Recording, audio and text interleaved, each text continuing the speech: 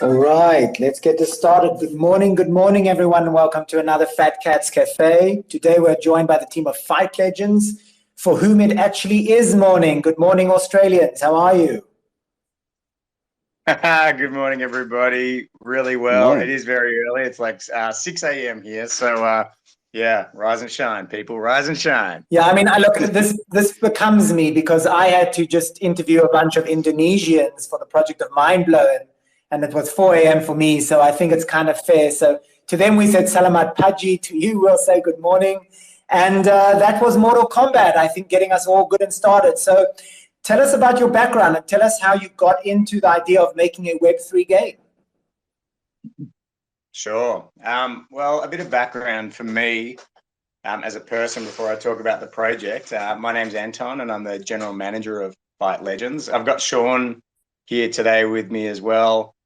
So we're representing Fight Legends. He's really active in our YouTube and social media space, etc. For me, he'll probably talk a bit about himself when he gets the chance, but I've got a strong business and leadership background. I've been investing in crypto since 2012.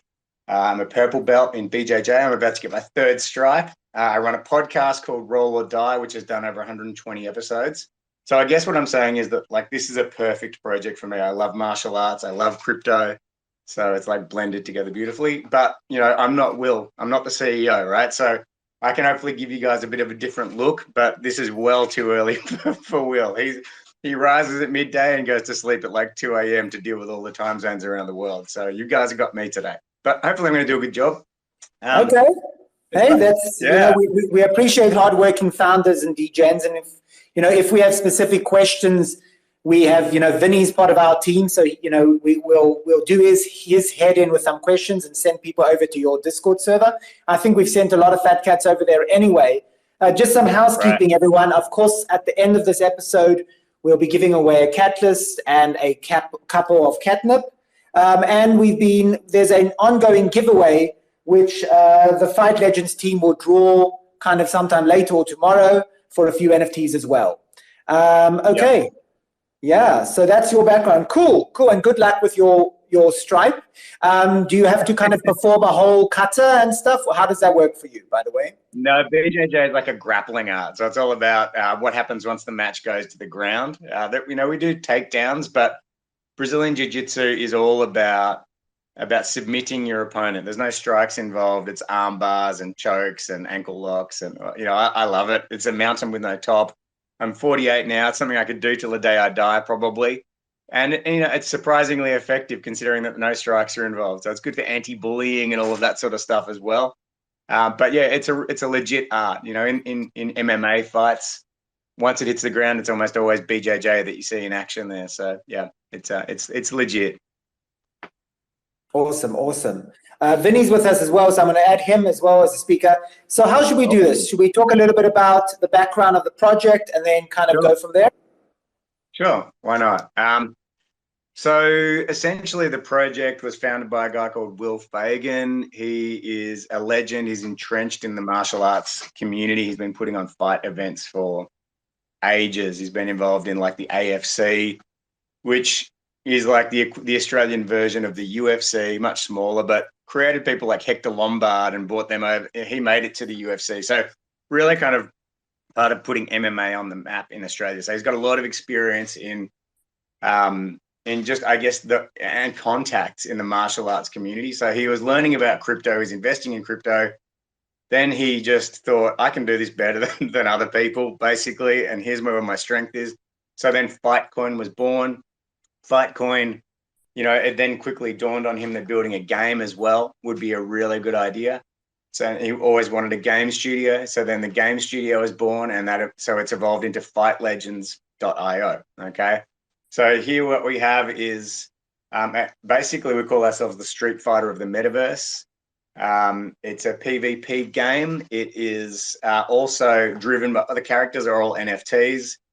There's trainers in the game. They're NFTs as well. So your character can have trainers, and those trainers can, level up your characters in different areas like strength, speed, whatever else.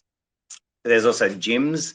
They're NFTs as well. And we have these things called companion bots. And the companion bots are like these characters that work with you in the game, little kind of drone type bots, and they hold all your items. You know, they're your companion throughout the game. And the idea of it is that essentially you can level, like I know that really high on our agenda is like esports. So these characters can be leveled up, they can be enhanced, they can be merged. All of that sort of stuff can happen, which gives amazing utility to these NFTs. They can then obviously, you can build up a fighter. Like if you've got a Ryu equivalent, whatever it is in our game, you can level up that fighter, win lots of tournaments, win lots of stuff, and then on sell that character, and it will have different stats and vitals than someone else's Ryu. So that becomes instantly more valuable. May have extra moves, etc. So Cool, that's cool. kind of where we're at. Yeah. Okay, so before we go into kind of the specific fundamentals of Fight Legends, did you have a kind of a Web2 game before this? Did you have some experience in gaming, you or your team? I mean, kind of where did this, I get the idea coming from the MMA side of things, but was there a game that you've worked with before that you want to integrate on the blockchain, or is this kind of an entirely new idea? So what Will initially did was went and got a bunch of like Web3 people, right? So we had these people who were already building their own games on the side, or they might have had full-time jobs or whatever. He brought this band of people together, and they started to build this game with the vision of Street Fighter 2 in mind. But then, through the grapevine, etc., we found Yoshiko Okamoto, who is the creator of Street Fighter 2. So this guy has now joined our team. So we literally have blended, the original, the OGs of the actual PvP fighter world with the Web3 talent of today, and what we're hoping to do is build something genuinely unique. It's difficult. I mean, it's great to build just a game or just a Web3 game, but to blend those two spaces together, we're hoping we can just generate something that's out of this world. Okay, cool. Now, which engine are you building this on? Unity is the engine of choice, and the reason for that is because of its performance capabilities across many different platforms and the less processing power requirements. We just feel like that's going to be the winning formula for us. We want people cool. anywhere, to be able to play, no matter their level. Absolutely. Yeah. Absolutely. Okay, cool. But it will still be in the beginning, will still be a computer game, right? I mean, the mobile version, I guess, will come in time. Yeah, okay. I mean, it's not that at the moment. It's just on PC. The demo right now, everyone can play it if they want to go grab a bloody face or if they win one today. You can go play the game, and there is it works really well. I was playing with my 16-year-old son the other day. He loved it so much. He's like, "Dad, I want to invest." So he's got $2,500 worth of savings he wants to put into the project. It's that good. The playable demo is good enough for you to see that that this is the real deal.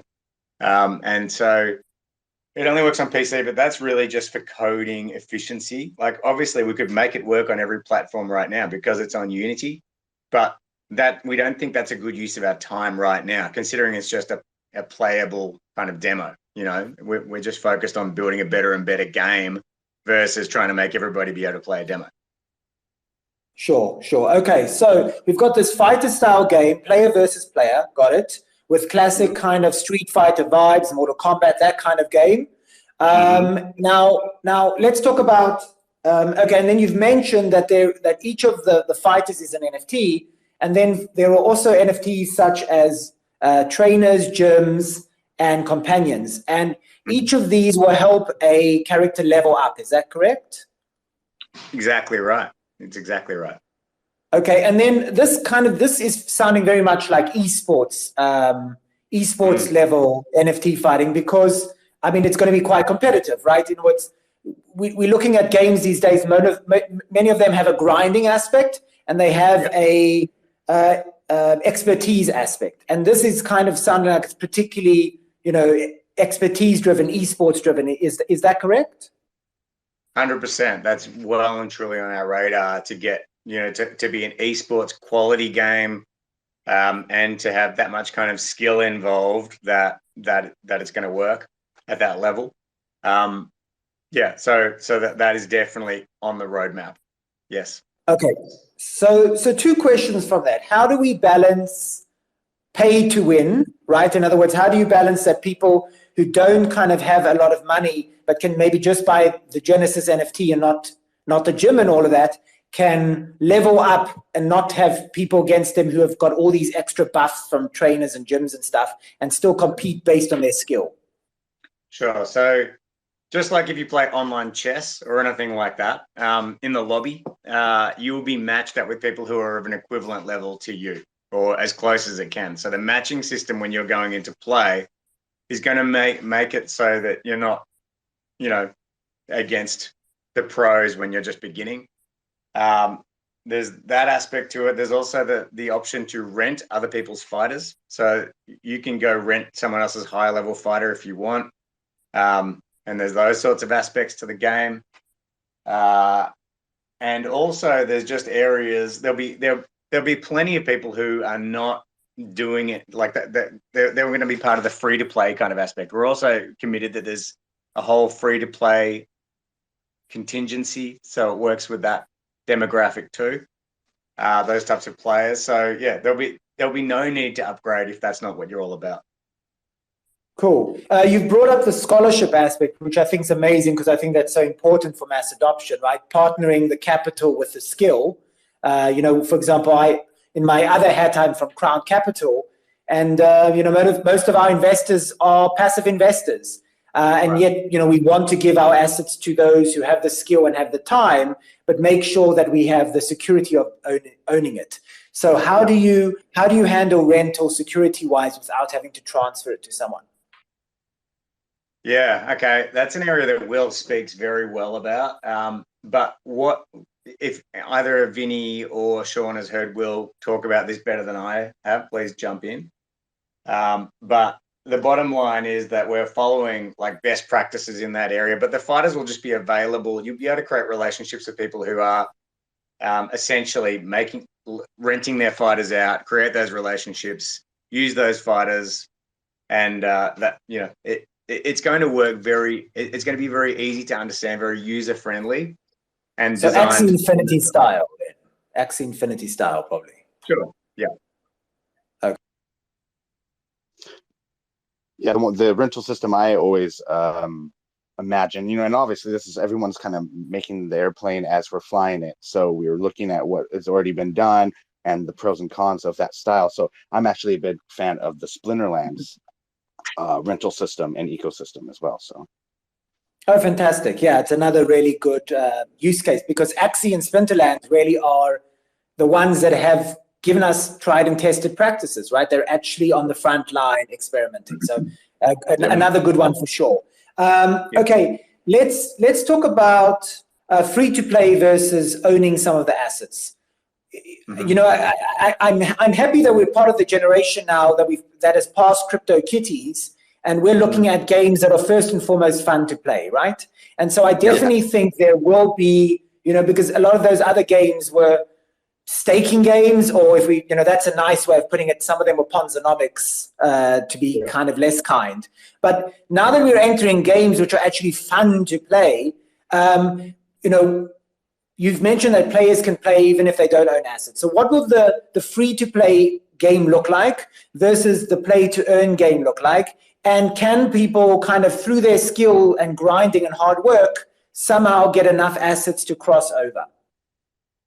It's a great question. That I don't have an answer to, except that it would make total sense to provide that pathway and that opportunity. I don't see that would be a difficult thing. It's the same game. We're just really creating different environments and different structures for different types of player to enter through.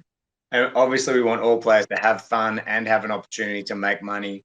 So I would say that from where I sit, that would just make total sense. That there's always going to be opportunities for level ups, bonuses, earnings, etc., even for the free to play players. Yeah, absolutely. Yeah, I'd say that. Go ahead. No, go ahead.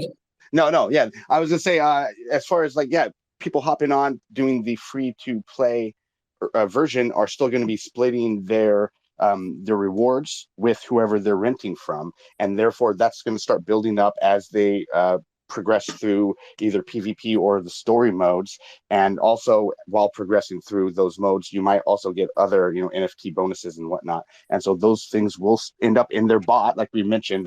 That'll carry all their in-game assets. And then eventually, once they're ready and they're learning enough from the bot that they're comfortable taking that plunge and going that extra step and actually utilizing the NFT blockchain side of things, then they'll be ready. Awesome. I mean, one of the most annoying things about Axie in its early days was that there was no starter Axies that people could just train with and show their skill. Now they've rectified that, but it was particularly annoying to large-scale guilds like I was involved in, because I didn't want these long resumes from Axie scholars telling me how much they need the job and how wonderful they are. We're hiring based on best practices. And so if I can get to see, okay, these are the 20 guys who are playing, they don't own anything, they've been doing all of the modes, I can see from their track record that they ranked high on the free mode, then we're going to be more than happy to onboard them as talent scouts and let them work for us. Absolutely. Yeah, it makes total sense. Awesome. Okay, let's talk about some tokenomics. How is that supposed to work? So people are playing against each other. I'm assuming they will earn something for that. How will that work? Yeah, that's really in the realm of will. I know that there's basically two sets of tokens that we're planning to have here. But yeah, as far as how that transfers between each other, he and the dev team are in weekly meetings working out, and it is a big deal. Like, one thing I know is that we're hiring economics and science related professionals to really help us make sure that what we have is an ecosystem that people can actually make money out of, but also we can not lose money in. So something like the balancing act here is incredibly complicated. And that's coming up in the future. We don't have that locked in yet, as far as I know. I haven't seen anything. But what I know is that there's lots of discussions about it, and it's in our development. It's in our development plan to onboard tokenomics specialists in this area to make sure that it's ideal. Okay, cool. I mean, the thing I'm always going to look at and be one of those kind of critical fudders is when I don't see enough utility and burn mechanics, right? That's what everyone is kind of mentally masturbating on right now, and no one has exact answers for, because we're all theorizing, right? And haven't got enough case studies yet to actually see how it goes. I mean, we do have things like RuneScape and World of Warcraft and things like that. The problem is that it was illegal to have a free market over there, and so we never really got good data on how people behave as collectors, as investors, because that's really kind of the difficult question over here. How many people are happy to just have assets as collectibles and just to play the game? How many people are here to kind of augment their income? How many people want to use what they've already earned to reinvest and buy more fighters and maybe level up their fighters and so on? And it's that balance, it's those levers of kind of, we want as free a market as possible, but as a robust and healthy market as possible, also difficult to manage. Absolutely. And I think that's a journey, not a destination. The market's evolving and changing. What people want is always different. If you sit down and you go, okay, I want to grind to make my living, how long does that last for before you say, I don't want to do this anymore? Now I just want to have fun again, etc. Like, the thing about the human being is it's not a fixed way, so therefore, yeah, what we want to do is create something that's versatile, but something that works at in every gateway, at every entry point, and in every kind of mode of operation. Something that's really attractive to investors, to VCs, to players, to the community. Something that's attractive to people who just like art. Some people who just like gaming. We want to be attractive. We want to try to be attractive, at least to everybody, and continue to kind of nudge that forwards all the time. So, of course, we don't want to spread ourselves too thin, but we want to roll everything up into a really, really nice package. Fantastic. Keeping on the esports discussion, I assume that both you and kind of the founders, because you've got these connections to AMA, to mixed martial arts and kind of broadcasting and reporting on those things, that you're not going to leave the Web2 stone unturned. How do you envision the connection between this game and maybe professional commentary and bringing in advertisers and things like that? Where do you see that kind of bridge going? Well, yeah, I'm glad that you kind of brought that up. Our IP is everything. You know, that's what we've been told by some of the tier one launch pads that we're talking to. Like, what makes us so special is some of these contacts that we have. Because, you know, anyone can really go out and build a fighting game if they want to, you know, but what we're bringing is the backing of people like, you know, UFC fighters and high level commentators or referees, you know, from the industry, or just people who are just icons in the industry. So as we build and past legends as well, they might end up being characters in the game, etc. So when they're going out and sharing about this across their social media and, you know, putting it up on their blogs and all of these different places, it really, it brings their whole community to us. And that's a big deal. Like, we're talking about exposure to all in type followers. Like, you know, when Apple releases something new, all the Appleophiles go and buy the Apple thing. And, you know, when a UFC fighter releases something new, all their fans go do that, you know? So that's sort of, that's how the two blend together. So for us, it's marketing magic, but not in an inauthentic way. Yeah. And I'd say we have tons of partners that back that up too, especially in the IRL athletics world that will come into play later on down the roadmap, from GAMA, which is the Global Association of Mixed Martial Arts. It's basically, you know, MMA, who's trying to get MMA into the Olympics. We've got the World Association of Kickboxing, and we got Sports Data, who is a partner, and they're like one of the top IRL and esports registration organizations out there. So that's all kind of already starting to get laid out as far as the esports side of things go. Yeah. And their branding will appear in the game, on the fighters gis, if they're wearing gis, all that sort of stuff. So yeah. Yeah, you know, once you've got metaverse platforms getting kind of reaching critical masses potential, and the play to earn games and the money aspect, right? Once there's so much money and so much at stake, then by its very nature, we're going to end up with, you know, big stadiums. I mean, it's obvious that we're going to end up with big stadiums, right? We already have massive esports leagues where people broadcast and watch it. I mean, I was a big Magic the Gathering player, and I watched kind of big tournaments being broadcasted. So I think that that's coming. And on that question, really, do you envision building a large stadium for your top players? I know that Illuvium is going to be building 6 massive stadiums within their ecosystem. Will you be building kind of a Fight Legends stadium, you know, with regular tournaments for your top players, and then maybe onboarding a lot of these professional commentators and stuff like that? Well, if we're not, then we're certainly going to after this suggestion. I know Will's going to listen to this AMA when he wakes up. So yeah, I'm sure we will be. But if we're not, we're definitely adding that in, because that would be an awesome spectacular. Absolutely. Yeah, I love that idea. There's like metaverse projects out there like TCG, which is sort of like a GTA 5 project. Any sort of metaverse project, I'd love just to envision, you know, a player in there doing some sort of heist, some sort of completing the level, getting some sort of in-game currency, which is, you know, a real cryptocurrency that then they can go drive down the block in the metaverse and decide, you know, do they want to go into the spaceship game? Do they want to hop into the Fight Legends arena and see what fights are going on? Maybe bet on a fight. You know, there's just the possibilities are endless. Yeah, and I think that's sorry, go on.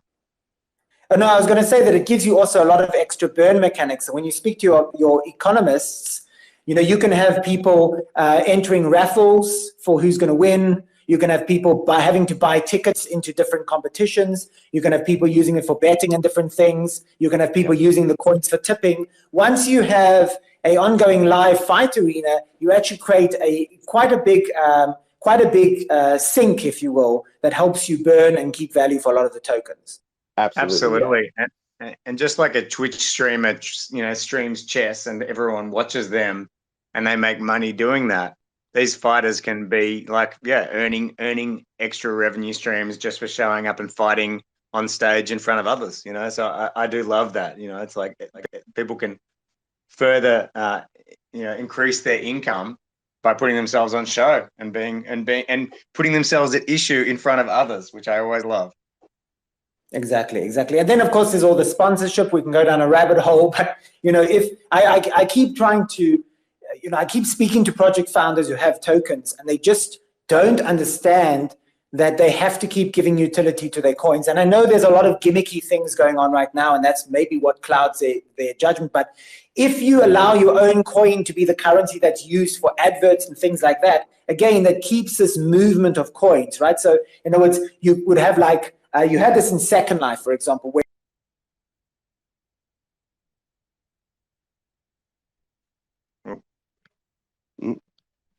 is that my side? No, I buy that currency from other people and so on. Sorry, could you just repeat what you just said? We just lost you for a little bit there.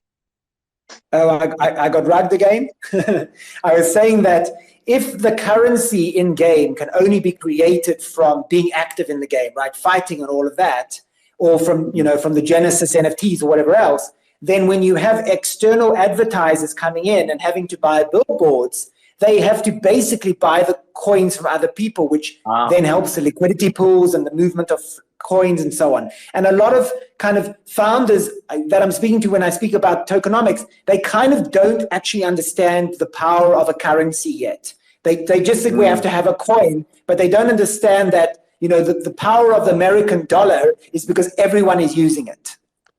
Yes, makes good sense. Really good sense. Love it. Yeah. And that's Cool. definitely a basic, right? Like the rewards that people get in game will be of the secondary currency, but they'll always be able to buy things with that premium fight token. So Exactly.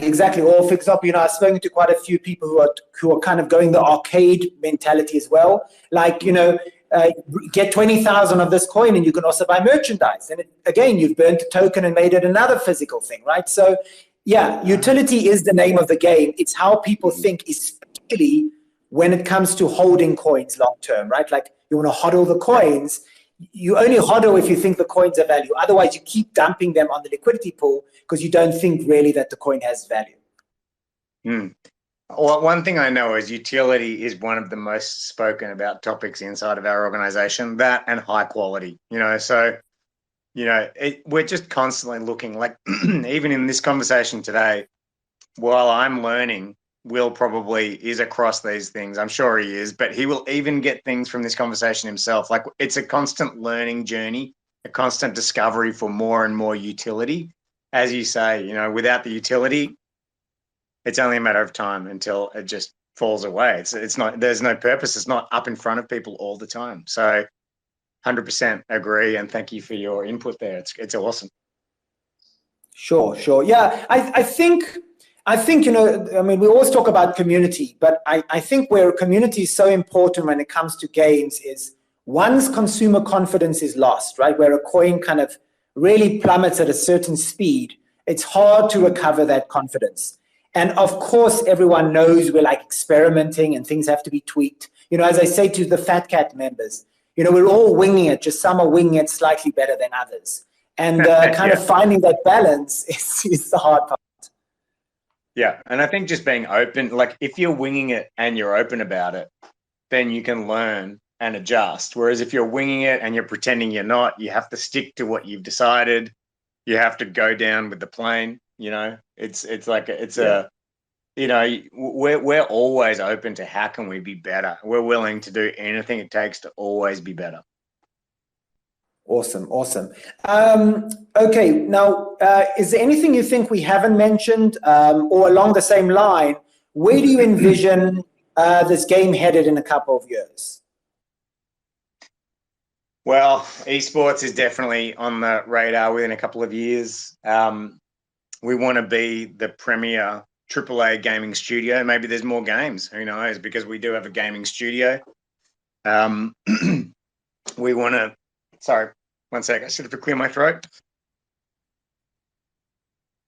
We want to continue to onboard amazing personalities and organizations from from all around the martial arts community. Sorry, I really, my voice is going. But we want to continue to onboard people and then do NFT drops around them. So really, I think that we're, this is a mountain with no top, even this game. The game will continue to improve. The opportunities for players and different styles of fighting and all of those things inside the game will improve. The mechanics will improve. We're just going to constantly tweak and evolve based on where the market goes. So we're not saying that we're going to be done at any point in time. There is nothing like that for us. Wherever this thing needs to go, we'll take it all the way to the moon. So that's the plan. But yeah, in the near future, esports, continue to add new characters to the game, continue to evolve the game mechanics, tournaments, hopefully stadiums. That's on the radar. Yeah, I mean, we got a AAA studio level game, so it's going to take. We're years before you would even see the concept art we're releasing from if an equivalent AAA studio like from Web 2. So yeah, we're definitely just always going to be hard at work. But like Anton mentioned, we're doing a lot of IRL events just for our launches and stuff like that, and that's going to lead into esports events down the road. So, absolutely cool. Cool. You brought up a pragmatic point, actually. I mean, building games, good games especially, takes a long time. What I particularly like about the blockchain builders or settlers is that many of them are building in a modular mode, right? As I've kind of mentioned often to my listeners, World of Warcraft has to kind of go into the dark for 3 years and then will arrive with their next product. But, what's cool about this space is we're very forgiving on, making a first level game and then adding to that game and adding to that game and coming out with the next season. I know that we've got kind of few people here from Meta Guardians who are doing stuff like that too. So when can we expect kind of the first somewhat playable game that isn't just a demo? Well, we have a live event coming up early next month, and we're sprinting to actually have a tournament on our platform in that event. So it's very close to having players be able to knock each other out. And the game mechanics are fine. Like when we're fighting each other, it feels great to play that game. So really, it's foreseeable that Bloody Face holders in the next couple of months will actually be able to start fighting each other. But I mean, you know what it's like in this world. It's a twisty, turny world. Like at the same time as we're building the game, we're completely upgrading our back-end platform to be more stable, moving it across from, I think, Firebase to AWS. So that's a massive migration in its own right, and then that opens up some new complications. But the team are very pragmatic about this. They're, unlike, like they and Will get along really well. They know where to focus their priorities. We've got these real life milestones like events, and we're holding a tournament, and they will make that work. Like we're very rarely wrong about these deadlines. So yeah, in the next few months, people can play each other, no doubt. Awesome. 2 more questions for you. I believe you're dropping a Genesis set, right? Like these are the Bloody Faces that we're giving away some for. So how are your NFT drops supposed to work? What is your first set that you'll be selling? Do we have a price? Do we have a timeline? Do we have a size of collection yet? Okay, so there's a stealth drop happening now, which is the Bloody Faces NFTs. They how much are they, Sean?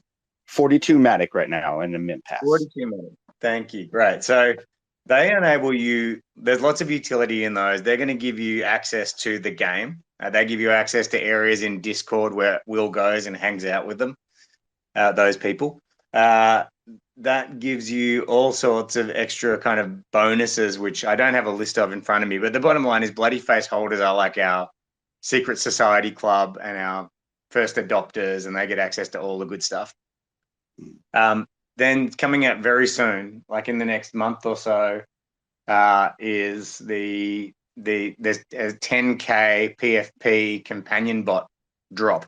So we're doing all this great artwork on these companion bots. They'll be completely free, and 10,000 of them. And the idea behind those is just to get the community really excited about what we're up to. They look great. We're excited for those. And then after that comes the trainer drop. Okay, and the trainers will be the first round of NFTs available. So these are the strength and conditioning trainers and the agility trainers, all that sort of stuff.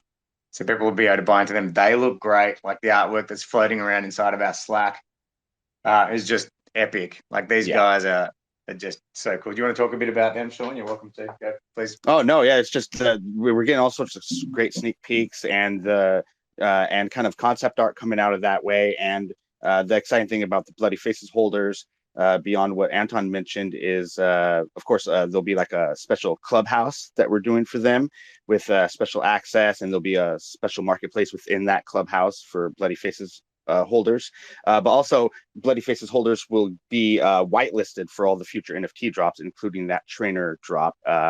And with the ability to own 3 of the Bloody Faces, you can have a good whitelist set up and really get some early investment going on. Yes, awesome. Awesome. So yeah, and how many Bloody Faces are there? Say that again, sorry. How many? What's the total supply of Bloody Faces? 3,333. Yep. 3,333. Okay, cool. What chain are you on? Polygon. Yeah, okay. that specific one is, but then the later drops will probably be on Ethereum, like the NFT one will be.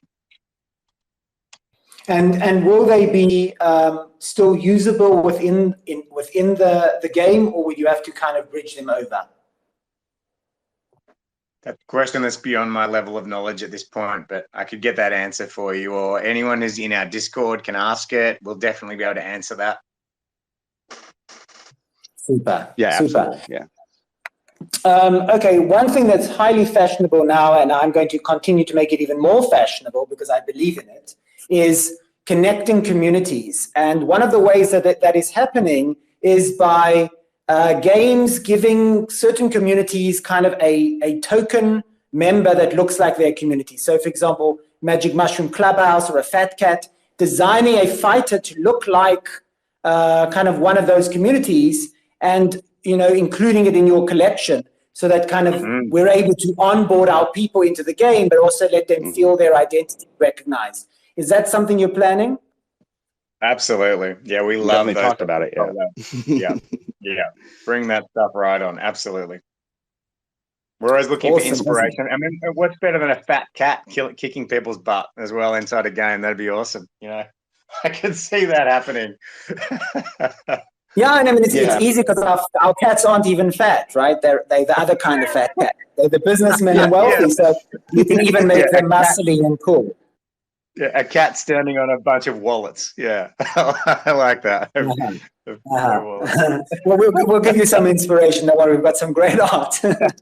Okay. Yeah, don't let me do the artwork. It'll be bad. But yeah, absolutely. We love those sorts of collabs. Absolutely.